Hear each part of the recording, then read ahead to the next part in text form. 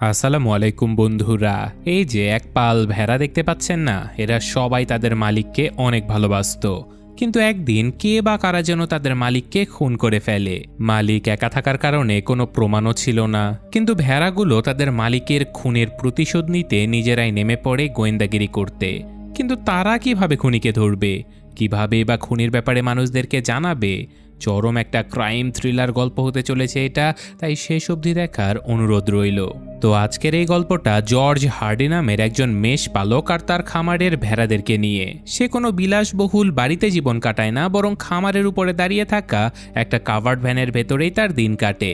George তার ভেড়াদেরকে এতটাই ভালোবাসতো যে সে প্রত্যেকটা ভেড়াকে একটা একটা করে নাম দিয়েছে। তবে এদের মধ্যে সবচেয়ে স্পেশাল হলো সেবাস্টিয়ান। সে এই পালের সবথেকে বড় আর শক্তিশালী পুরুষ ভেড়া। তার স্বভাবটা একেবারে ভবঘুরে গোছের। কখনো মন চাইলে সে অনেক দূরে কোথাও চলে যায়, আবার চুপি চুপি ঘরেও ফিরে আসে। এরপর আমরা দেখতে পাই লিলিকে, যে কিনা এই পুরো খামারের সবথেকে স্মার্ট ভেড়া। জর্জ এই মুহূর্তে একটা চিঠি লিখছিল, সেখানে এই সকল কথা সে কাউকে জানাচ্ছে। সে চিঠিতে লিখতে থাকে যে সে রোজ তার ভেড়াদের সময় মতো খাবার দেয়, তাদের মন ভালো রাখে আর এক এক করে সবাইকে ঔষধও খাইয়ে দেয়। আর সবথেকে মজার বিষয়টা কি জানেন, যখনই সন্ধ্যা নামে তখন জর্জ এই ভেড়াদেরকে বিভিন্ন ধরনের গোয়েন্দা গল্প, নভেল আর মার্ডার মিস্ট্রির বই পড়ে শোনায়। জর্জের শুধু এমন একটা নাটক করতে পছন্দ ছিল যে ভেড়ারা যেন তার গল্প খুবই মনোযোগ দিয়ে শুনছে। কিন্তু সে মনে মনে ভাবত, আরে এরা তো প্রাণী, এরা আসলে এইসব গল্পের কী বা বুঝবে। কিন্তু সত্যটা একেবারেই উল্টো ছিল, কারণ এই ভেড়ারা শুধু তার গল্প শোনেই না, বরং গল্পের এক একটা শব্দ খুব ভালো করে বুঝতে পারে। জর্জ যখন বই পড়ে শোনায় তখন এই ভেড়ারা নিজেদের মধ্যেই গসিপ করে যে বইয়ের ভেতরের খুনিটা আসলে কে হতে পারে। প্রত্যেকটা ভেড়ার নিজস্ব আলাদা আলাদা থিওরি রয়েছে, কিন্তু আমাদের সুপার স্মার্ট লিলি সে 2 চ্যাপ্টার আগেই বুঝতে পেরেছিল যে খুনি আসলে কে। সে আসলে একটা জিনিয়াস ভেড়া ছিল। তো যাই হোক, পরদিন জর্জ যখন ওই গল্পটা শেষ করে তখন লিলির অনুমান একেবারে সত্যি প্রমাণিত হয়। তো এই খামারে 3টে ছোট ছোট এনার্জিতে ভরপুর ভেড়ার বাচ্চাও রয়েছে। তো এমনিতে বেশিরভাগ ভেড়ার বাচ্চা বসন্তকালেও জন্ম নেয়, কিন্তু এখানে শীতকালে জন্ম নেয় একটা ভেড়ার বাচ্চা রয়েছে। এই বেচারার কোনো নামই ছিল না।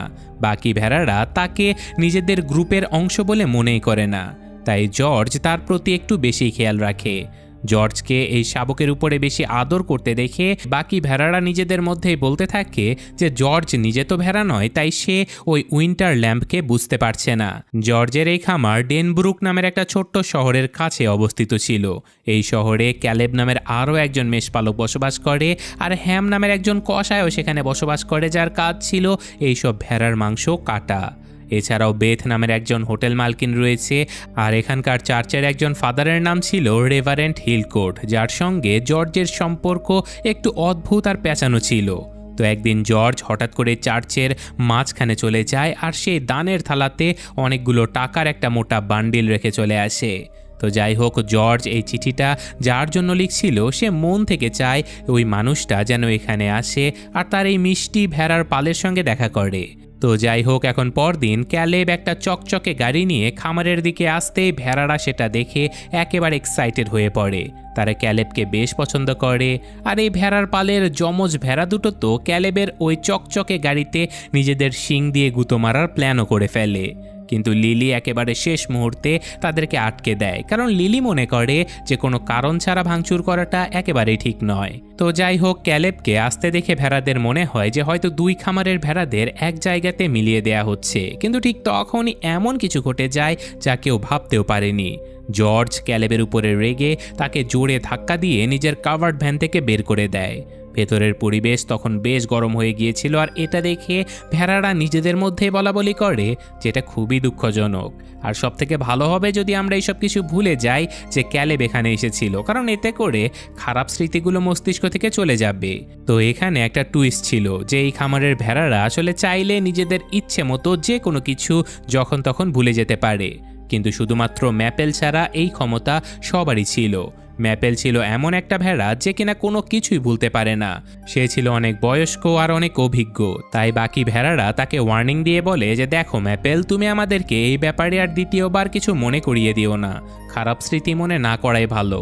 আর তারপর তারা 1 2 3 বলতেই সকল ভেড়ারা ক্যালেবের এখানে আসার ব্যাপারটা নিজেদের মাথা থেকে পুরোপুরি ডিলিট করে দেয়। তো এরই মধ্যেই শহরে একজন সাংবাদিক এন্ট্রি নেয় যে কিনা এখানকার লোকাল কালচার ফেস্টিভ্যাল এইসব কিছু কভার করতে এসেছে। তো এখানকার পোস্ট অফিসে বেথের নজর জর্জের একটা চিঠির উপরে পড়ে, যেটা রেবেকা হ্যামস্টেড নামের কোনো একটা মেয়ের জন্য লেখা হয়েছে। বেথ আর পোস্টম্যান নিজেদের মধ্যে কথা বলতে থাকে যে গোলাপের গন্ধওয়ালা কাগজে লেখা এই চিঠিটা নির্ঘাত কোনো লাভ লেটার হবে। তখনই বেথ চুপিসারে পোস্টম্যানের ব্যাগ থেকে সেই চিঠিটা সরিয়ে ফেলে। ঠিক সেই মুহূর্তে ওই সাংবাদিক বেথের কাছে চলে আসে। সে যখন এই তথাকথিত ফেস্টিভ্যালের নামে সাজানো মাত্র 3টে ছোট ছোট টেবিল দেখতে পায়, তখন তার মেজাজ একেবারে খারাপ হয়ে যায়। সে বিরক্ত হয়ে বলে যে এটাকে তোমরা ফেস্টিভ্যাল বলো? আসলে তার নাম ছিল এলিয়ট ম্যাথিউ, যে কিনা গ্যাজেট খবরের কাগজের একজন ছোটখাটো রিপোর্টার। সে অনেক দিন ধরেই কোনো একটা ধামাকাদার আর বড় স্টোরির খোঁজে রয়েছে, কিন্তু তার এডিটরেরা তাকে এই বোরিং জায়গাতে পাঠিয়ে দিয়েছে। সে খুব ভালো করেই জানে যে এই ফালতু জায়গাতে রিপোর্টিং করে তার কোনো প্রমোশন হবে না। তখনই লিলি তার কাছে গিয়ে দাঁড়ায় আর নিজের এন্ট্রি ফিসটা চাইতে শুরু করে, কারণ লিলি শুধুমাত্র নিজের বিজনেসটা নিয়েই মাথা ঘামাতো। এলিয়ট বিরক্ত হয়ে ওখান থেকে চলে যায় আর ওই রাতে আবহাওয়া বেশ খারাপ হয়ে যায়। তুমুল বৃষ্টি শুরু হয় আর বিদ্যুৎ চমকাতে শুরু করে। আর এই কড়কড়ে বিদ্যুতের আওয়াজে ছোট ছোট ভেড়ার বাচ্চাগুলো খুব বাজেভাবে ভয় পেয়ে যায়। তখন পালের সব থেকে বয়স্ক স্যার রিচফিল্ড তাদেরকে সান্ত্বনা দিতে একটা গল্প শোনায়। সে বলে যে এই যে আকাশের মেঘগুলো দেখছো না, এরা সবাই এক সময় আমাদের মতোই ভেড়া ছিল। আর যখন তারা নিচের মাটিকে শুকিয়ে যেতে দেখে, তখন ঘাস আর সবুজ পাতা গজানোর জন্য তারা আকাশে নাচতে শুরু করে। এখনকার সকল ভেড়াদের এটাই বিশ্বাস ছিল যে ভেড়ারা আসলে কখনো মারা যায় না, তারা শুধুমাত্র মেঘে পরিণত হয়। কেউ জানে না এটা সত্য না মিথ্যা, শুধুমাত্র ম্যাপেলই জানে যে এই সব কিছু ভুয়া গল্প। কিন্তু তারপরেও সে বাচ্চাদের মন রাখার জন্য এই গল্পে হ্যাঁতে হ্যাঁ মিলিয়ে দেয়। অন্যদিকে আমরা দেখতে পাই ফাদার হিলকোট চার্চে বসে সেই টাকাগুলো সিন্দুকের ভেতরে লক করে রাখছে। আর তাছাড়াও কসাই হ্যাম তার ছুরিতে শান দিয়ে ধারালো করছে। আর এখানে বেথ জর্জের সে চুরি করা চিঠিটা পড়ে রাগে একেবারে পাগল হয়ে যায়। ঠিক সেই সময় এই ঝড়ের মধ্যে এলিয়টের গাড়িটা একটা গাছের সঙ্গে সজোরে ধাক্কা খায়। সে তার গাড়িটাকে টো করে সেখান থেকে নিয়ে যেতে শুরু করে। আর ঠিক তখনই হঠাৎ করে তার চোখের সামনে আলোর একটা অদ্ভুত ঝলকানি দেখা দেয়। তারপর মাঝরাতে জর্জের দরজায় একটা জোরালো ধাক্কা পড়ে। আর পরদিন সকালে ভেড়ারা যখন ঘুম থেকে উঠে বাইরে আসে, তখন তাদের তো রীতিমতো চোখ কপালে ওঠার জোগাড়, কারণ সামনের মাটিতে জর্জ অবচেতন হয়ে পড়ে রয়েছে। লিলির মনে হয় যে জর্জ সব সময়কার মতো আজকেও তাদের সঙ্গে হয়তো কোনো মজার গেম খেলছে। কিন্তু ম্যাপেল গিয়ে যখন জর্জের হার্টবিট চেক করে, তখন সে একেবারে থ হয়ে যায়, কারণ জর্জ মারা গেছে। লিলি এই কথাটা একেবারে মানতেই চায় না। সে বলে মারা যাওয়া বলে সত্যি কিছু হয় না, এইসব তো শুধু বইতে থাকে। সে জিজ্ঞাসা করে যে জর্জ কি এখন মেঘ হয়ে যাবে? ম্যাপেল দুঃখ পেয়ে বলে যে না লিলি, শুধুমাত্র ভেড়ারাই মেঘ হতে পারে, মানুষেরা পারে না। বাকি পালের কাছে এই দুঃসংবাদটা সাথে সাথে পৌঁছে দেয়া হয়। আর এখন জর্জকে ছাড়া তারা সবাই যেন অনাথ হয়ে যায়। লিলি বলে যে এই গভীর দুঃখ থেকে বাঁচার একটাই রাস্তা রয়েছে, আমাদের জর্জকে ভুলে যেতে হবে। ম্যাপেল তখন তাদেরকে বারণ করে, কিন্তু ভেড়ারা তার কোনো কথাই শোনে না। আর 3 পর্যন্ত গুণে জর্জের সকল স্মৃতিগুলো তারা ভোলা শুরু করে দেয়। আর তখনই সেখানে হঠাৎ করে সেবাস্টিয়ান এসে হাজির হয়। আর সে জোরে চিৎকার করে বলে যে সে তাদেরকে এত সহজে নিজেদের মেষপালককে ভুলতে দেবে না। সে বলে যে জর্জ তাদের বন্ধু ছিল, আর একজন সত্যিকারের বন্ধুকে কখনো ভুলে যাওয়া যায় না। জর্জ একবার তাকে বিচার পাইয়ে দিয়েছিল, আর আজকে সময় এসেছে জর্জকে বিচার পাইয়ে দেবার। সেবাস্টিয়ান ভেড়াদের একটা তেতো সত্য কথা জানায় যে জর্জ তাদেরকে শুধুমাত্র ভালোবাসার জন্য নয়, বরং তাদের দামি পশমের জন্য লালন পালন করত। এখন এই মাসুম ভেড়ারা তো এটাও জানে না যে পশম ছাড়াও ভেড়াদের অন্য কোনো কাজে ব্যবহার করা যায়। তখনই একটা ছোট্ট ভেড়ার বাচ্চা সামনে আসে আর এমন একটা প্রশ্ন করে যেটা শুনে সকলের মাথায় রীতিমতো আকাশ ভেঙে পড়ে। সে বলে যে জর্জের মার্ডার কেন হলো? কারণ রাতের গল্পগুলোতে যখন কেউ এভাবে মারা যায়, তখন সেটা সবসময় একটা মার্ডারই হয়। এই প্রশ্নটা লিলির মাথাতেও এক গভীর চিন্তার বীজ বুনে দেয়। দেখতে দেখতে সেখানে পুলিশ পৌঁছে যায়। আর জর্জের বডি প্রথমে যে দেখেছিল সে হলো ক্যালেব। কসাই হ্যামও সেখানে এসে পড়ে আর অদ্ভুত চোখে জর্জের ভেড়াদের গুনতে শুরু করে।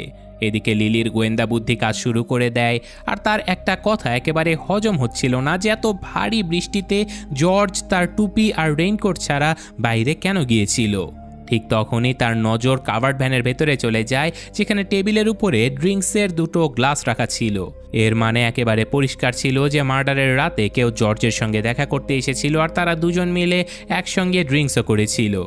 এরই মাঝে রিপোর্টার এলিয়ট সেখানে এসে পৌঁছে যায় আর জর্জের লাশের ছবি তুলতে শুরু করে দেয়, কিন্তু পুলিশ অফিসার টিম তাকে বকা দিয়ে বলে যে দূরে থাকো, এটা শুধু একটা নর্মাল হার্ট অ্যাটাকের কেস, এরই মধ্যে তোমার কোনো বড় স্টোরি নেই। টিম এখন কাভার্ড ভ্যানের নিচে আর আশেপাশে হালকাভাবে চেক করছিল, কিন্তু তখন এলিয়ট একটা বিষয় পয়েন্ট আউট করে।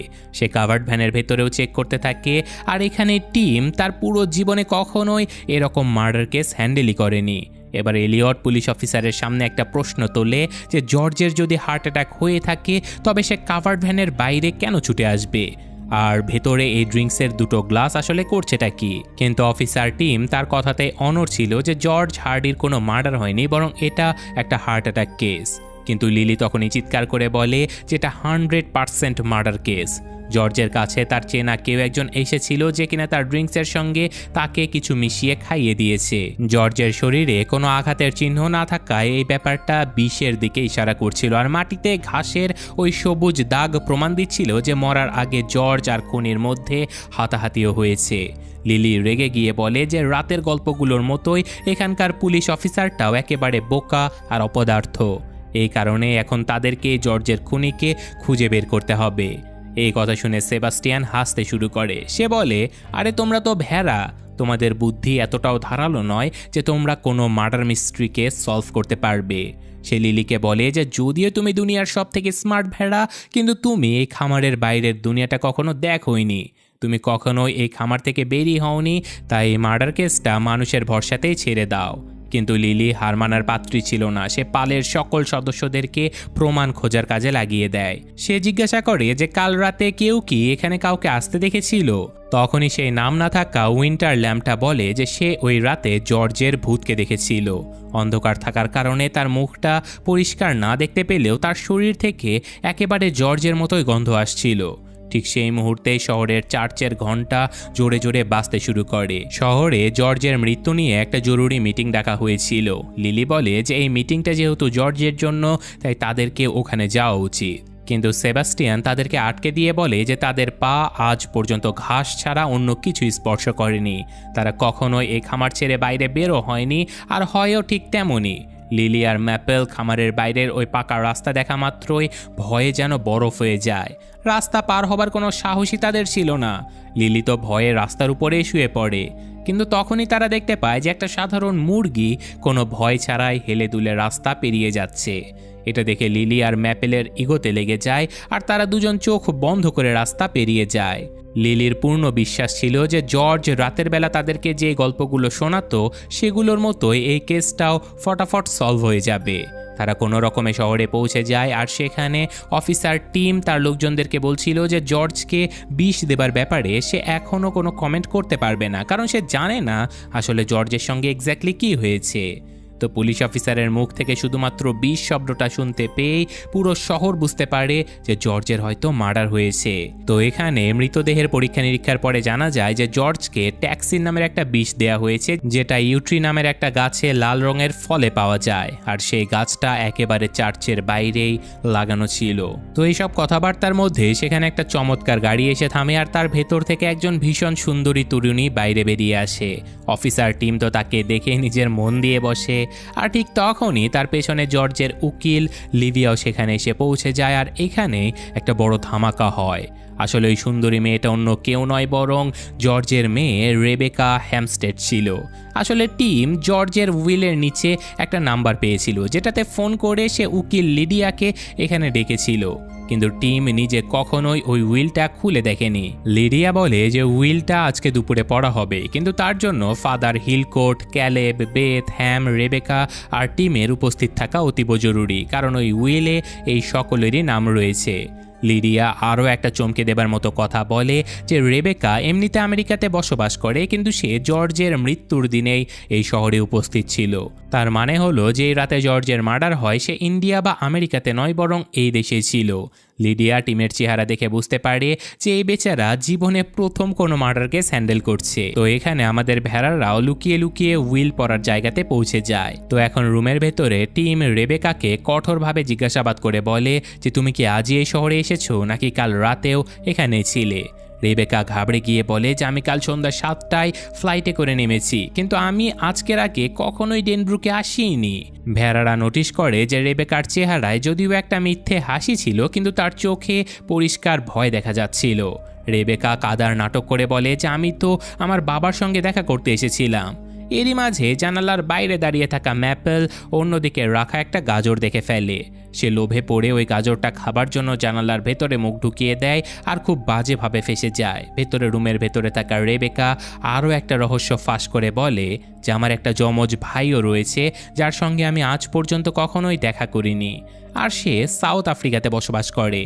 তখন এই উকিল লিডিয়ার নজর রিপোর্টার এলিয়টের উপরে পড়ে, আর সে তার কলার ধরে রুমের বাইরে ছুঁড়ে ফেলে দিয়ে বলে তোমার এখানে কোনো কাজ নেই, বেরো এখান থেকে। তো এখন গল্পের সাসপেন্স আরও বেড়ে যায় যখন কসাইখানার একটা বালিশের উপরে পুলিশ সবুজ রঙের একটা দাগ দেখতে পায়। লিডিয়া জানায় যে সে জর্জের ছেলে পিটারকে উইলের জন্য ডেকে পাঠিয়েছে। সে সবাইকে বুঝিয়ে বলে যে জর্জ 2 মাস আগে আমাকে তার পুরনো উইলটা পাঠিয়েছিল, কিন্তু আজকে আমি একেবারে নতুন একটা উইল পড়তে যাচ্ছি যেটা টিম জর্জের টেবিল থেকে পেয়েছিল, আর যেটাতে মৃত্যুর ঠিক 3 দিন আগে সাইন করা হয়েছিল। ওই উইলে জর্জ লিখে রেখেছিল যে আমার এই রুমে উপস্থিত প্রত্যেকটা মানুষের সঙ্গে কিছু না কিছু অসম্পূর্ণ হিসাব নিকাশ বাকি রয়েছে, আর আজকে এই রুমে যারা বসে আছে তাদের মধ্যে একজন বোকা, একজন খারাপ মেষপালক, একজন বসন্তের মেষ শাবক, একজন শীতের মেষ শাবক, আর একজন নির্দোষ শিকার, আর 2 জন খুনি রয়েছে। এই কথা শুনতেই রুমের ভেতরে বসে থাকা মানুষের মধ্যে হুলস্থুল পড়ে যায়। তারা নিজেদের মধ্যে লড়াই শুরু করে দেয় যে আসলে খুনি কে আর পরবর্তী শিকার কে হতে চলেছে। এরপর লিডিয়া উইলের বাকি অংশগুলো পড়তে শুরু করে দেয়। জর্জ তার ছেলে পিটারের নামে 300 একর জমি লিখে দিয়েছে, যেটা এই মুহূর্তে ক্যালেবকে লিজ দেওয়া হয়েছে। নিজের মেয়ে রেবেকার জন্য সে পাশের অন্য আরও 300 একর জমি ছেড়ে গেছে, যেটার উপরে জর্জের নিজের খামার রয়েছে। অর্থাৎ এখন থেকে জর্জের কাভার্ড ভ্যান, তার ঘেরা টোপ আর তার সকল ভেড়াগুলো রেবেকার হয়ে গিয়েছিল। নিজের পুরনো উইলে জর্জ তার সেভিংস করা সম্পত্তি একটা পশুদের সংস্থাকে দান করতে চেয়েছিল, কিন্তু এই নতুন উইলে সে তার বাকি সকল সম্পত্তি তার মেয়ে রেবেকার নামে করে দিয়েছিল। আর ওই সম্পত্তিটা কি ছিল জানেন? 3.5 বস্তা আর পুরো $30 মিলিয়ন, অর্থাৎ প্রায় 250 কোটি টাকা। আসলে 2 বছর আগে জর্জ ভেড়াদের একটা ভয়ানক রোগ ORF এর চিকিৎসা খুঁজে বের করেছিল, আর ওই ঔষধের পেটেন্ট সে একটা অনেক বড় কোম্পানির কাছে $30 মিলিয়ন বিক্রি করে দিয়েছিল। ঠিক সেই সময় জানালায় ফেসে থাকা ম্যাপেল নিজেকে ছাড়ানোর চক্করে সেখানে রাখা জিনিসপত্রের পুরো স্তূপ নিচে ফেলে দেয়। টিম বাইরে দেখতে আসে যে এই আওয়াজটা কোথা থেকে আসলো, কিন্তু ম্যাপেলের চোখ একেবারে পশমে ঢাকা থাকার কারণে সে কিছুই দেখতে পায় না, আর সে সোজা টিমকে সজোরে একটা ধাক্কা মেরে সরাইখানার ভেতরে ঢুকে যায়। সে ভেতরে রাখা সকল জিনিসপত্রগুলো ভাঙচুর করে আর পুরো রুমে তাণ্ডব বাঁধিয়ে দেয়। এই হুড়োহুড়ির মাঝেই টিমের নজর বেথের উপরে পড়ে, যার হাতে জর্জের ওই চুরি করা চিঠিটা ছিল। ম্যাপেল ধস্তাধস্তির মাঝে একটা জানালার কাঁচ ভেঙে বাইরে লাফিয়ে পড়ে। লোকেরা তাকে কিছু খেতে দেয় আর পুনরায় খামারের দিকে তাড়িয়ে দেয়। সেখানে দাঁড়িয়ে থাকা ক্যালেব এইসব কিছু দেখে বলে যে এইসব ভেড়াদের সামলানো কোনো সাধারণ মানুষের কাজই নয়, এদের জন্য একজন কড়া মেষপালকের দরকার। বিশেষ করে ওই বড় আর বুনো ভেড়া সেবাস্টিয়ানকে তো কোনোভাবেই সামলানো যায় না, যাকে জর্জ কোনো একটা মেলা থেকে তুলে এনেছিল।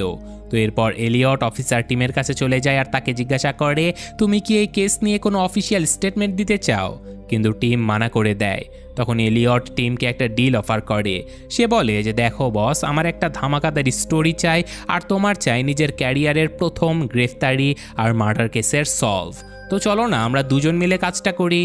এলিয়ট জানায় যে মার্ডারের রাতে যখন তার গাড়িটা টো করা হচ্ছিল, তখন সেই রাতে প্রায় 9টার দিকে জর্জের ক্ষেতের কাছে সে একটা টর্চের আলো দেখতে পেয়েছিল। আর পোস্টমর্টেম রিপোর্টেও এটাই বলছে যে জর্জের মৃত্যু রাত 8টা থেকে 11টার মাঝেই হয়েছে। এলিয়টের কথা শুনে টিম এই ডিলে রাজি হয়ে যায়। এদিকে খামারে ভেড়ারা লিলিকে ঘিরে ধরে আর জিজ্ঞাসা করে, তুমি এখনও খুনির খোঁজ বের করতে পারোনি? রাতের গল্পগুলো শুনে তো তুমি খুব তাড়াতাড়ি রহস্যের সমাধান করে ফেলতে। লিলি মন খারাপ করে বলে যে আসল দুনিয়া বইয়ের দুনিয়া থেকে অনেক আলাদা আর অনেক জটিল রে। ঠিক তখনই ভেড়াদের নজর রেবেকার উপরে পড়ে, যে কিনা রাতের অন্ধকারে টর্চ নিয়ে কিছু একটা খুঁজছিল।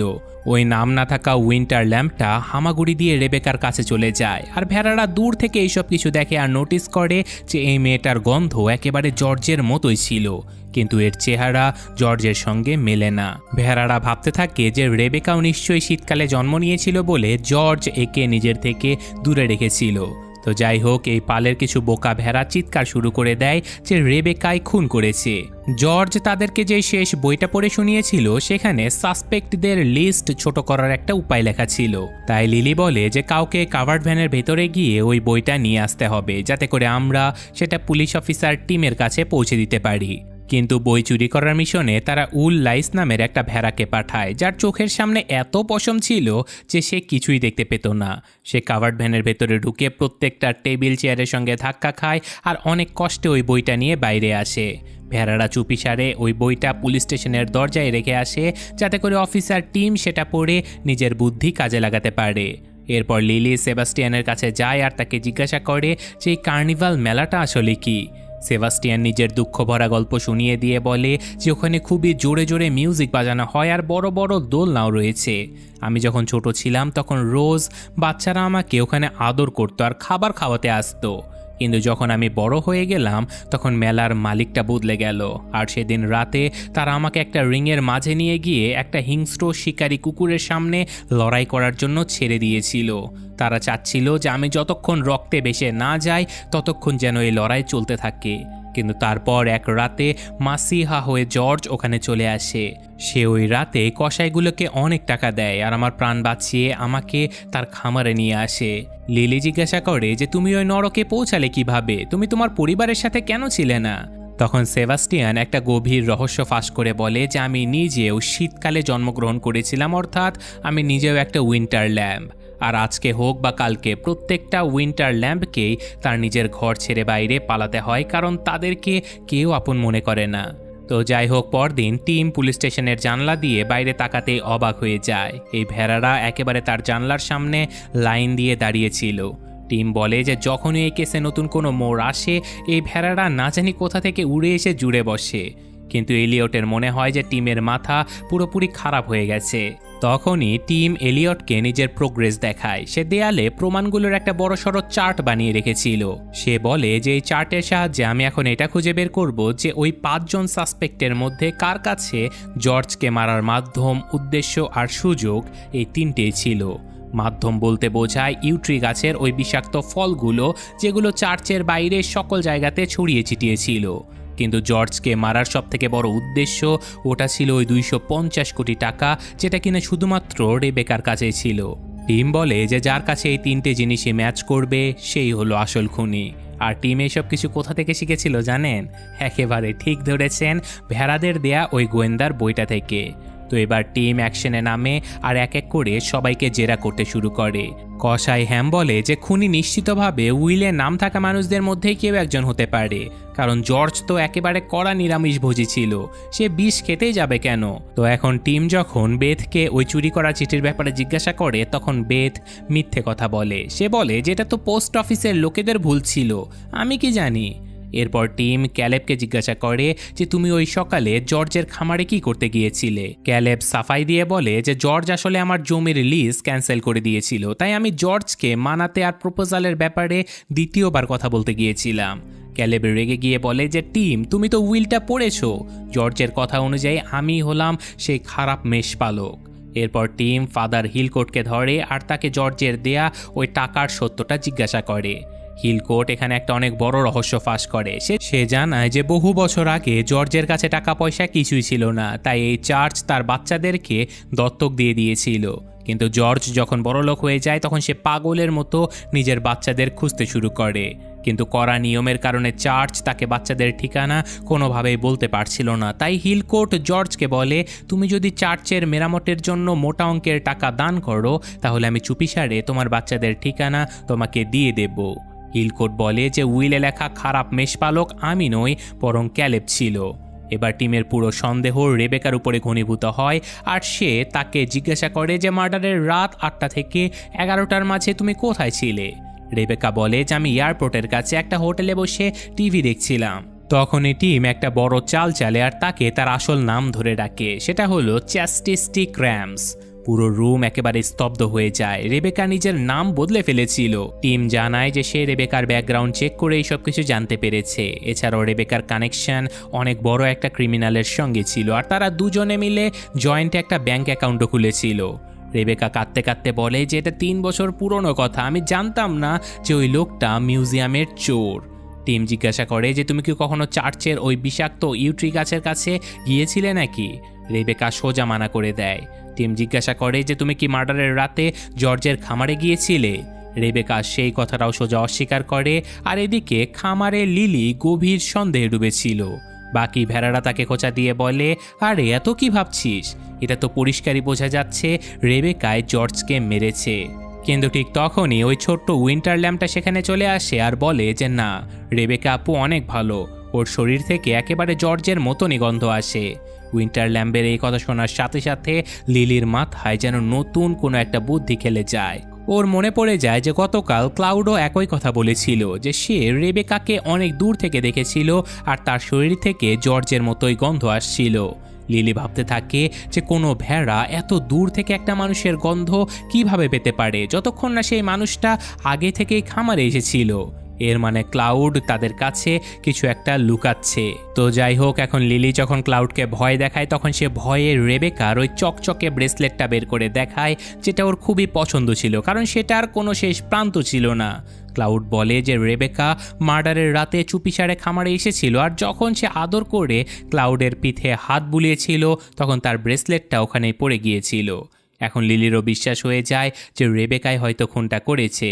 সে পুলিশের কাছে মিথ্যে কথা বলেছে যে সে কখনোই খামারে আসেনি, অথচ মার্ডারের রাতে সে এখানেই ছিল, আবার কালকেও এসেছিল। কিন্তু সেবাস্টিয়ান মাঝখানে বাধা হয়ে দাঁড়ায়। সে রেগে গিয়ে বলে যে তোমরা সবাই রেবেকাকে শুধু এই জন্য ঘৃণা করছো কারণ সে শীতকালে জন্মেছে। সেবাস্টিয়ান তার চোখের দিকে তাকিয়ে নিশ্চিত ছিল যে সে মার্ডার করেনি। সেবাস্টিয়ান রাগে পা ঠুকতে ঠুকতে ওখান থেকে চলে যায়। এবার লিলি পুলিশ অফিসার টিমকে সাহায্য করার সিদ্ধান্ত নেয়। ম্যাপেল চুপিসারে টিমের পুলিশের টুপিটা চুরি করে পালিয়ে যায়। টিম পাগলের মতো তার পেছনে দৌড়াতে থাকে আর দৌড়াতে দৌড়াতে সে সরাসরি সেই খেতে পড়ে থাকা ব্রেসলেটটার কাছে পৌঁছে যায়। টিম সাথে সাথে ব্রেসলেটটা তুলে নিয়ে রেবেকার কাছে যায় আর তাকে বলে যে এই ব্রেসলেটটা তোমার অন্য হাতের ব্রেসলেটের সাথে একেবারে মিলে যায়, আর এটা আমি জর্জের ওই খেতে পেয়েছি যেখানে তুমি কখনোই না যাবার দাবি করেছিলে। টিমের হাতে রেবেকার রুম তল্লাশি করার ওয়ারেন্ট চলে আসে আর যখন পুলিশ তার রুম তছনছ করে তল্লাশি করছিল তখন রেবেকার জুতো থেকে সেই বিষাক্ত ইউট্রি গাছের লাল ফলগুলো উদ্ধার করা হয়।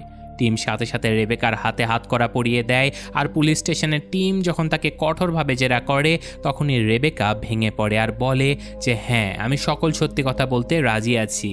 সে স্বীকার করে যে মার্ডারের দিন সে জর্জের খামারে গিয়েছিল। সে জানায় যে জর্জ তাকে একটা আবেগঘন চিঠি লিখেছিল যে সে গত 20 বছর ধরে নিজের মেয়েকে খুঁজে চলেছে। জর্জ তাকে তার টাকা পয়সা ছাড়া পুরনো উইলটাও পাঠিয়েছিল আর বলেছিল যে সে যেন এসে তার সঙ্গে দেখা করে। রেবেকা যখন জর্জের সঙ্গে দেখা করতে আসে তখন দুজন এই ভেড়াদের নিয়ে অনেক গল্প করছিল। জর্জ তাকে গর্বের সঙ্গে জানায় যে সে তার প্রত্যেকটা ভেড়ার নাম রেখেছে আর সে চায় যে তার যাবার পরে রেবেকাই যেন এই খামার আর ভেড়াদের দায়িত্ব নেয়। রেবেকা কাঁদতে কাঁদতে বলে যে জর্জের সঙ্গে দেখা করার পরে সে ফিরে চলে গিয়েছিল, কিন্তু যখন সে জানতে পারে যে জর্জ খুন হয়ে গেছে তখন সে ভীষণ ভয় পেয়ে যায়। তার মনে হয়েছিল যে যদি সে সত্যটা বলে দেয় তাহলে সে সরাসরি খুনির ফাঁদে ফেসে যাবে, তাই সে ভয়ে মিথ্যে কথা বলেছিল। কিন্তু অফিসার টিম তার একটা কথাও বিশ্বাস করে না। সে ঠিক করে যে পরদিন সকালে রেবেকাকে কোর্টে পেশ করে তার উপরে মার্ডারের কেস ঠুকে দেয়া হবে। তো এখন পরদিন উকিল লিডিয়া টিমের কাছে চলে আসে আর একটা শয়তানি হাসি দিয়ে বলে যে মনে হয় জর্জ তার সম্পত্তির জন্য ভুল মেষশাবককে বেছে নিয়েছিল। সে জানায় যে জর্জের ছেলে পিটার তার সকল ভেড়া আর জমি ক্যালেবকে বিক্রি করে দেবার জন্য রাজি হয়ে গেছে, কারণ আইনগতভাবে রেবেকা জেলে যাবার পরে তার সকল সম্পত্তি পিটারের হয়ে যাবে। লিডিয়া বলে যে কাল সকালে সকল পেপারসগুলো সাইন করা হয়ে যাবে। তো এদিকে লিলি জানালার বাইরে দাঁড়িয়ে সবকিছু শুনে ফেলে। সে একেবারে শান্ত হয়ে যায় আর জেলে বন্দি রেবেকার দিকে তাকিয়ে থাকে। এখন লিলির গোয়েন্দা মস্তিষ্কে একটা ছোট্ট সন্দেহ জন্মায়। তখনই ম্যাপেল বেড়ার অন্যদিকে ইশারা করে বলে যে দেখো, ক্যালেবের ক্ষেত তো একেবারেই সামনে, চলো গিয়ে ওর ভেড়াগুলোর সঙ্গে একটু দেখা করে আসি। কিন্তু যখন তারা বেড়া পার হয়ে ক্যালেবের খামারে যায়, তখন সেখানকার দৃশ্য দেখে তারা ভয়ে জমে যায়, কারণ ক্যালেবের ভেড়াদের চেহারা এত কালো আর ভয়ঙ্কর ছিল যে কিছুই বোঝা যাচ্ছিল না। তারা সব ডার্ক ফার্সি ভেড়া ছিল। লিলি বলে যে আজ থেকে ক্যালেবি আমাদের নতুন মালিক হতে চলেছে। ঠিক তখনই তাদের মধ্যে থেকে একটা কালো ভেড়া সামনে চলে আসে আর খুব ভয়ে ভয়ে বলে যে এখান থেকে পালিয়ে যাও, জলদি পালিয়ে যাও। তারা কিছু বোঝার আগে ক্যালেবের শিকারী কুকুরগুলোর ডাকের ভয়াবহ আওয়াজ শোনা যায়, আর ওই ফার্সি ভেড়ারা চোখের পলকে সেখান থেকে গায়েব হয়ে যায়।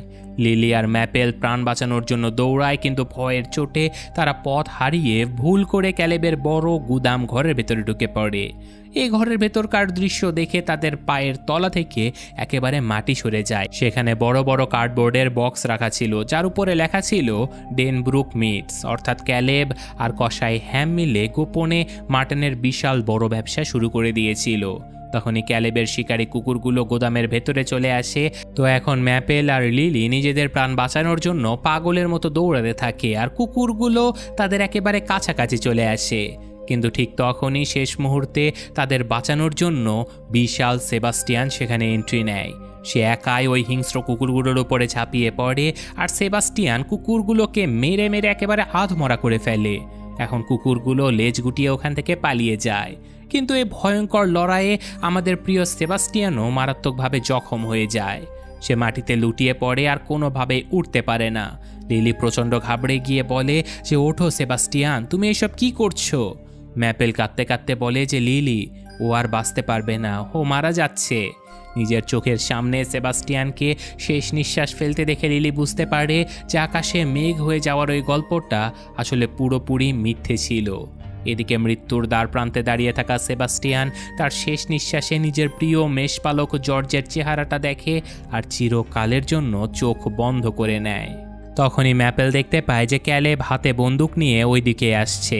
ম্যাপেল জোর করে লিলিকে ওখান থেকে টেনে বের করে আনে, আর তারা দুজনেই দৌড়ে নিজেদের খামারে পৌঁছে যায়, আর বাকি ভেড়াদেরকে জাগিয়ে চিৎকার করে বলে যে চলো এবার আমাদের পেছনে পেছনে এসো, আমাদের আজই এই খামার ছাড়তে হবে। কিন্তু যখনই বাকি ভেড়ারা সামনের পাকা রাস্তা দেখে, তখন তারা ভয়ে ওখানেই থেমে যায়। লিলি কাঁদতে কাঁদতে চিৎকার করে বলে যে সেবাস্টিয়ান মারা গেছে। ক্যালেব ভেড়াদেরকে একেবারে ভালোবাসে না, ও ভেড়াদেরকে কেটে মাংস বানায়। যদি আমরা আজ রাতে এখান থেকে না পালাই, তাহলেও আমাদের সবাইকে মেরে মাংস করে বক্সে বন্দি করে দেবে। কিন্তু পালের বাকি ভেড়ারা এই ভয়ঙ্কর সত্যটা মানতে একেবারে অস্বীকার করে। তারা বলে যে লিলি, বন্ধ করো তোমার এইসব আজে বাজে কথা। এইসব কিছু বলে তারা নিজেদের মন থেকে দুঃখের সেই স্মৃতিগুলো মোছার জন্য সবাই মিলে 3 পর্যন্ত গোনে, আর তারপর জর্জ এবং সেবাস্টিয়ানের মৃত্যুর ঘটনা তারা নিজেদের মাথা থেকে পুরোপুরি মুছে ফেলে। লিলি শুধু চিৎকার করে যায়, কিন্তু সকল ভেড়া আবারও চুপচাপ ঘাস খেতে চলে যায়, কারণ তাদের স্মৃতি আবারও সকল দুঃখের স্মৃতিগুলো মুছে দিয়েছিল। লিলি বেচারি ভেঙে পড়ে। সে হতাশ হয়ে ম্যাপেলকে জিজ্ঞাসা করে, ম্যাপেল, আজ রাতে আমি প্রথমবার কাউকে মরতে দেখলাম, তাই না? ম্যাপেল কাঁদতে কাঁদতে লিলিকে জড়িয়ে ধরে বলে যে হ্যাঁ লিলি, আমার এই খামারের প্রত্যেকটা কথা মনে রয়েছে। আমার সকল ভালো খারাপ কথাগুলো স্মৃতি হিসেবে রয়ে গেছে, কারণ আমি তো ভুলতে পারি না। যেমন আমার মায়ের মিষ্টি চেহারা আর আমার পুরনো বন্ধু। তুমি সেবাস্টিয়ানকে কখনো ভুলো না লিলি। আমি জানি যে মনে রাখলে অনেক কষ্ট হয়, কিন্তু যদি তুমি সব কিছু ভুলে যাও, তাহলে তুমি বাকি ভেড়াদের প্রাণ কখনোই বাঁচাতে পারবে না। আমাদের আপনজনদের স্মৃতি তাদেরকে আমাদের হৃদয়ে সব সময় বাঁচিয়ে রাখে। লিলি কান্না করতে করতে হার মেনে কাভার্ড ভ্যানের দিকে যেতে শুরু করে, যেন সেও সব কিছু ভুলে যেতে চায়।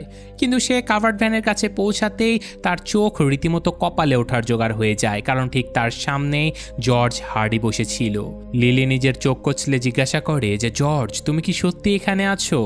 জর্জ হেসে বলে যে হ্যাঁ লিলি, আমি একেবারে এখানে আছি কারণ তুমি আমাকে তোমার হৃদয় থেকে ভুলে যেতে পারোনি। জর্জ তাকে সাহস দিয়ে বলে যে ক্যালেব আমার ভেড়ার পালের একটা পশমও বাঁকা করতে পারবে না, কারণ লিলি আমার সকল ভেড়াদেরকে বাঁচাবে। যদি তুমি আসল খুনিকে খুঁজে বের করতে পারো তাহলে রেবেকা জেল থেকে ছাড়া পেয়ে যাবে, সে এই খামারটা পেয়ে যাবে আর আমার পুরো ভেড়ার পাল চিরতরে সেফ হয়ে যাবে। লিলি প্রচণ্ড চিন্তায় পড়ে যায় আর বলে যে কিন্তু জর্জ, আমি তো একটা সাধারণ ভেড়া, আমি আসলে খুনির খোঁজ কিভাবে বের করব?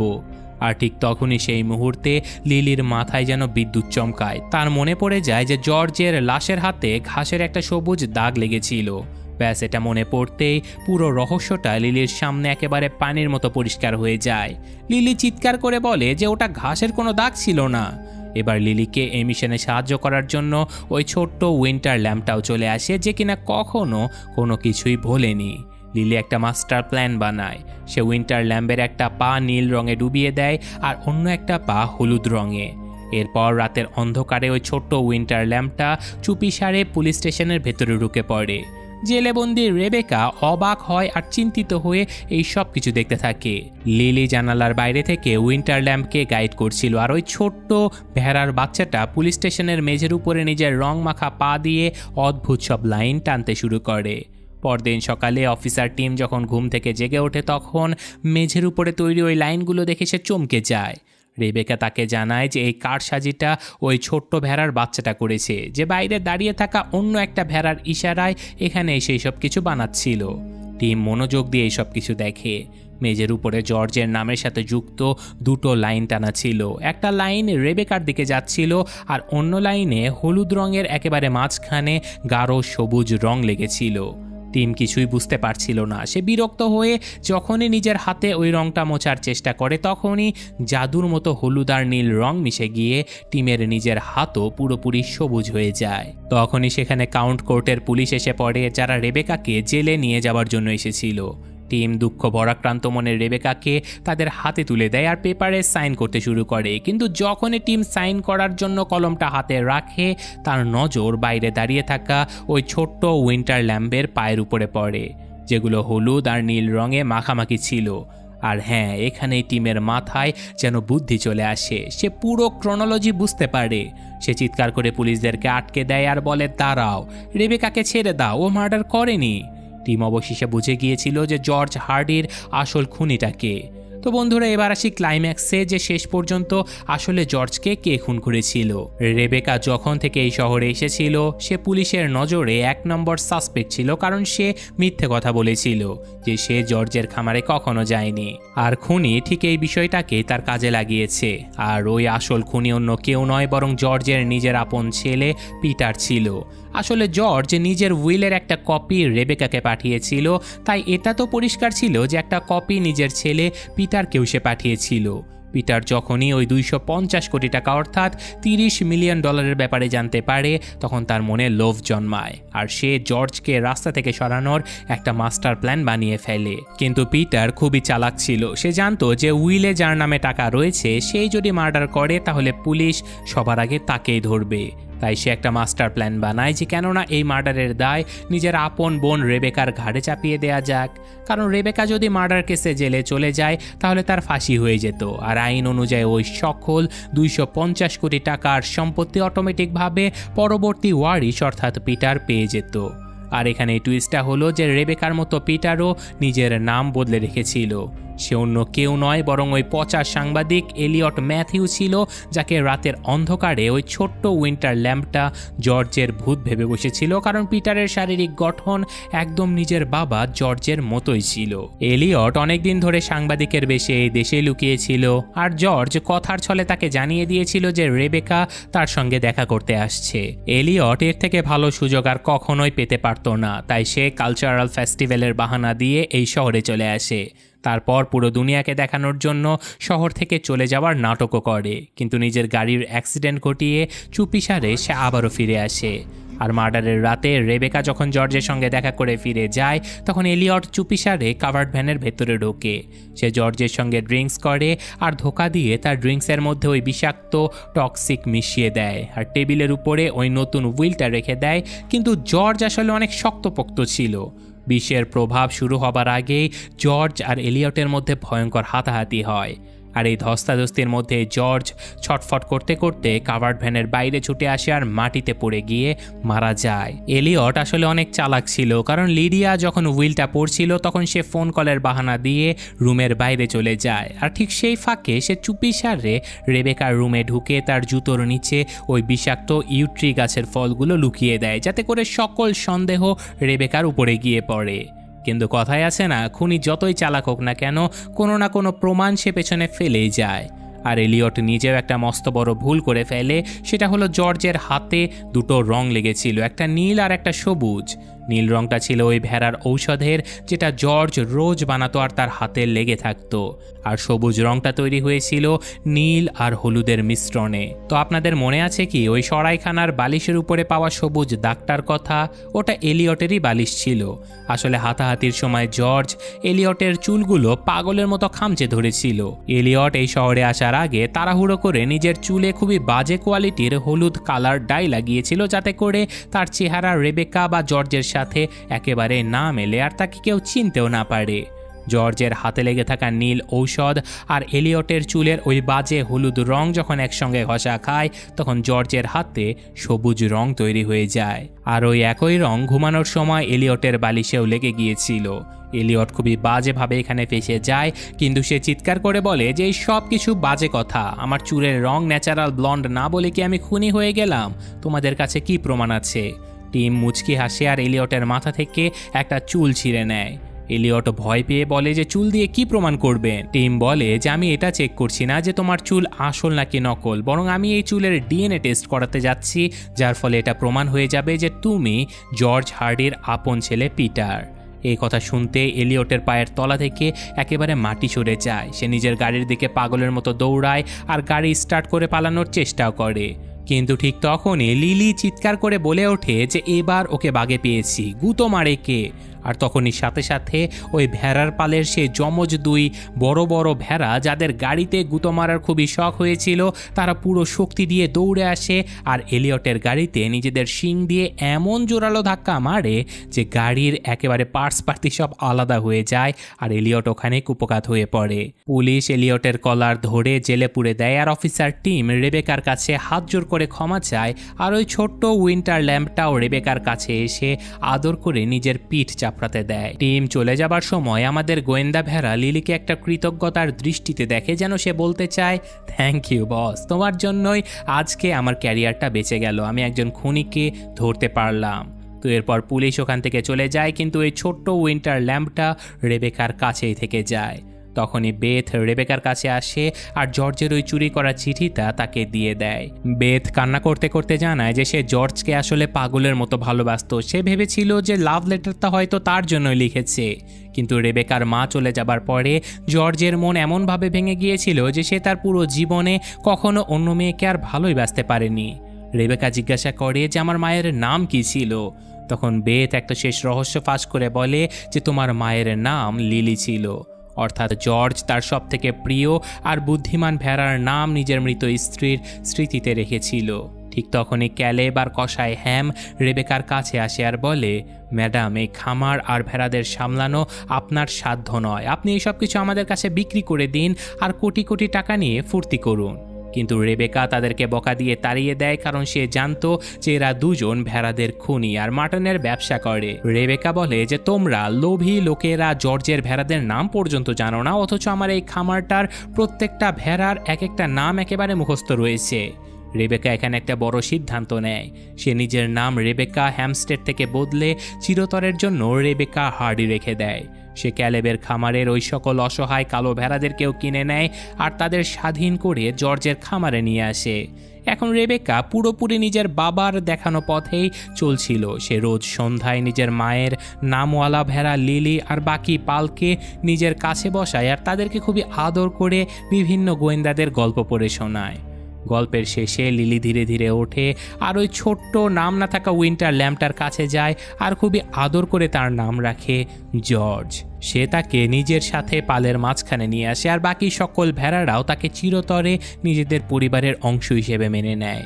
আর এরই মাঝে এই ভেড়াদের এই অদ্ভুত আর গোয়েন্দাগিরির রোমাঞ্চকর গল্পটা এখানে শেষ হয়ে যায়। তো বন্ধুরা, কেমন লাগলো এই গোয়েন্দা ভেড়াদের ধামাখাদার এই মিস্ট্রি গল্পটা? আপনার কি কখনো ভেবেছিলেন যে একটা ভেড়াও এত কঠিন মার্ডার কেস সলভ করতে পারবে? তো আপনাদের কাছে লিলি নামের এই ভেড়াটার মাস্টার মাইন্ড বুদ্ধি কেমন লাগলো সেটা কমেন্ট করে অবশ্যই জানাবেন। গল্প অনেক বড় হয়ে গেল, তো আজকের মতো আমি এখানেই বিদায় নিচ্ছি। ভালো থাকবেন, আল্লাহ হাফেজ।